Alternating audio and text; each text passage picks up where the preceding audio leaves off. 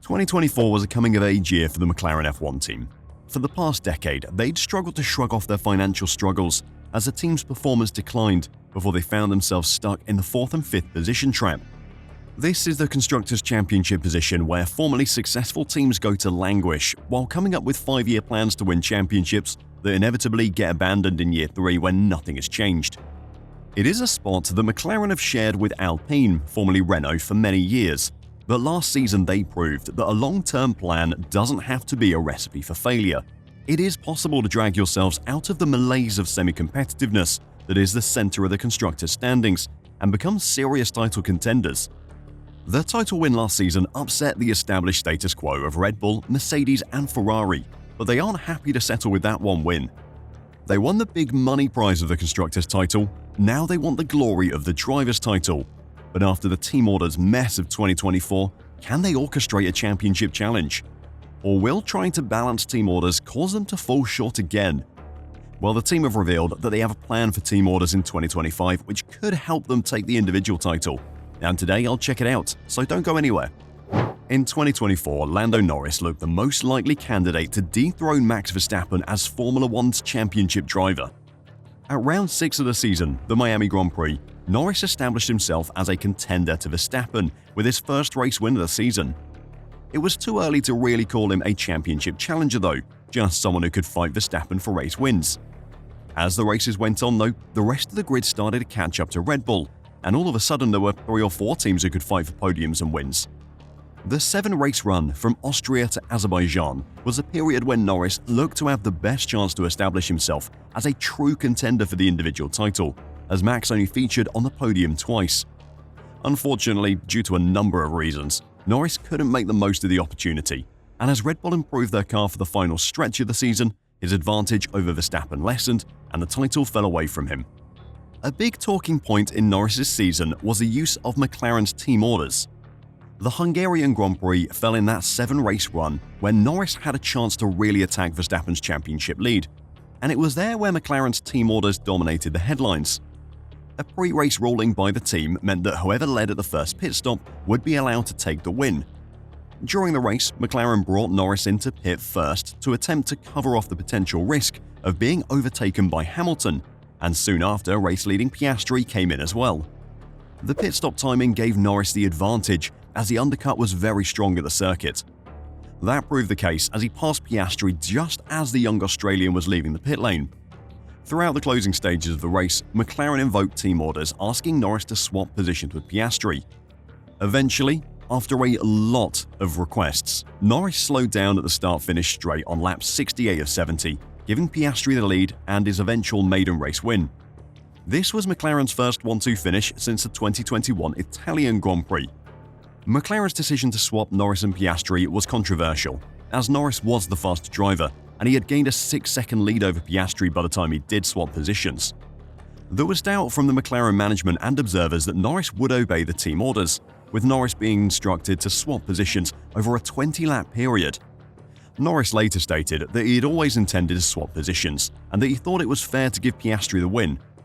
Ahead of the following Belgian Grand Prix, Norris stated he regretted that team orders had overshadowed Piastri's win and stated that he should have ceded position to his teammate sooner to avoid adding to the controversy and to allow him an opportunity to challenge Piastri for the lead if McLaren's team orders allowed it.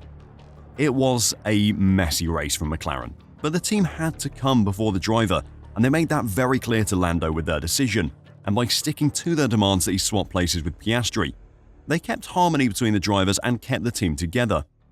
Eventually, McLaren would start favouring Lando with strategy, and Oscar himself said he would do everything he could to help Lando out.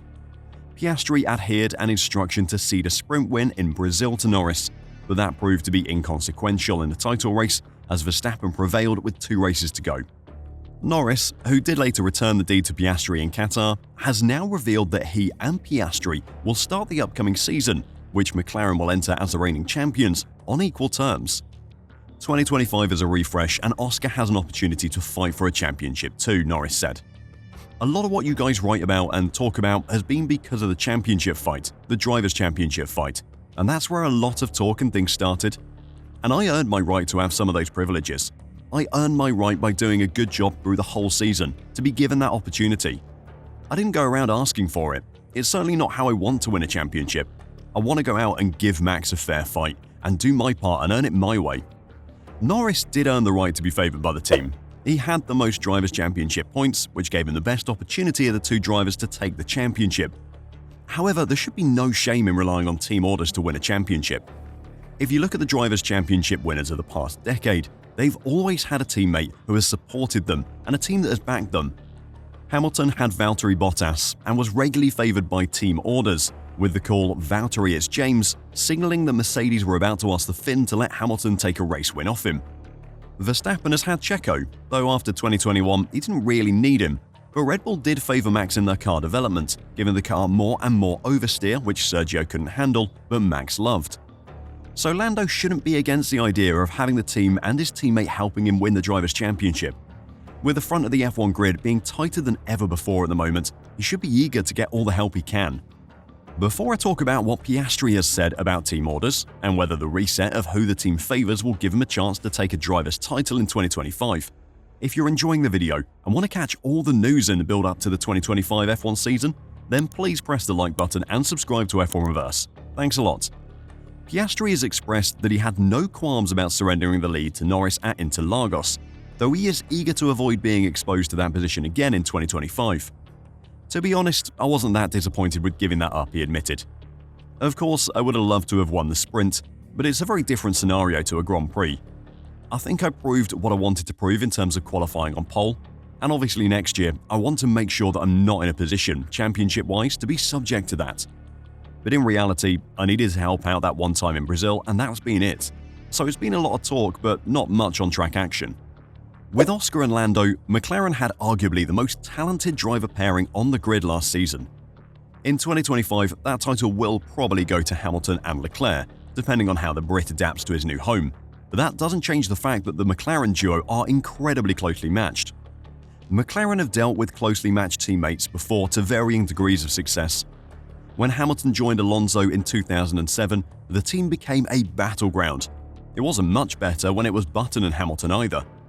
Before that though, they had Senna and Prost, two of the best drivers to ever grace Formula 1, battling each other like their lives depended on it. This season, there is as much of a chance that Oscar could get the upper hand over Lando as the opposite. While Lando has the experience edge over Oscar and a slight advantage in qualifying pace, Oscar showed last season that he wasn't afraid to take the fight to his teammate on Sundays. McLaren's team orders reset for next season means that either driver can go for a title challenge, and that will make for some incredible battles between them.